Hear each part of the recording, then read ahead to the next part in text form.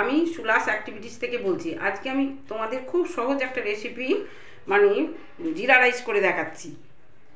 এই দেখো, এখানে আমি একদম জল ঝরিয়ে ভাতটা পুরো করে নিয়েছি। 250 গ্রাম চালের ভাত। এইটা করতে যা যা লাগছে এখানে আমি নিয়ে নিয়েছি।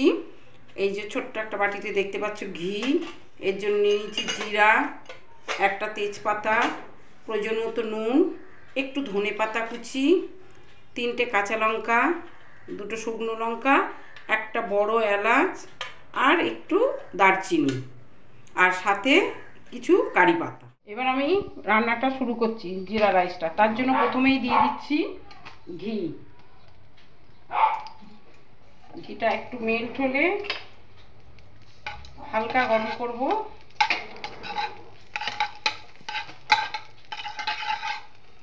ঘিটা মেল্ট হতে আমি একটু গ্যাসটা কমিয়ে নেবো একদম। এবার আমি দিয়ে দিচ্ছি জিরা, এরপর দিয়ে দেবো 2টো শুকনো লঙ্কা, তেজপাতাটা দিয়ে দিচ্ছি, বড় এলাচ আর দারচিনিটা দিয়ে দিলাম, সাথে কাঁচা লঙ্কা। আর এবার দিয়ে আমি একটু মিডিয়াম আছে এটাকে নাড়তে থাকবো। এবার আমি কারি পাতাটা দিয়ে দিচ্ছি, এটাকেও অল্প একটু নেড়ে চেড়ে ভাজা করে নেব। একটু গ্যাসের ফ্লেমটা বাড়িয়ে দিলাম ভাজাটা করার জন্য।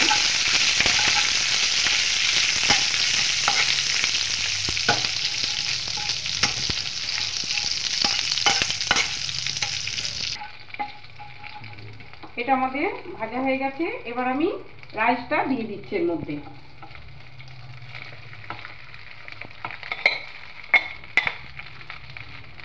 দিয়ে আমি ভালো করে নাড়াচাড়া করে নেব।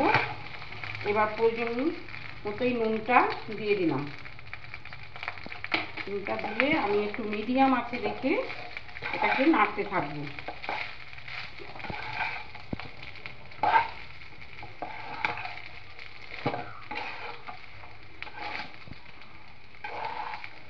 মিডিয়াম আছে, এটাকে আমি নেড়ে চেড়ে এবার ধনে পাতা কুচিটা ছড়িয়ে দিচ্ছি।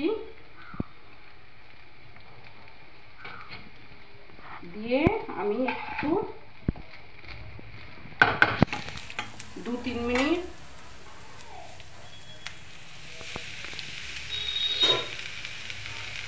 এবার 2-3 মিনিট এটা একটু ঢাকা দিয়ে রেখে দেবো। 2-3 মিনিট বাদে আমি আসছি। 2000 years later. এবার আমি ঢাকাটা খুলে নিচ্ছি। জিরা রাইস আমার রেডি। এবার আমি গ্যাসটা অফ করে দিচ্ছি। আজকের রেসিপি জিরা রাইস আমার রেডি। তোমরা লাইক, কমেন্ট, শেয়ার করতে ভুলো না। আর যদি এটা ভালো লেগে থাকে নতুন নতুন ভিডিও পাওয়ার জন্য অবশ্যই সাবস্ক্রাইব করে দিও।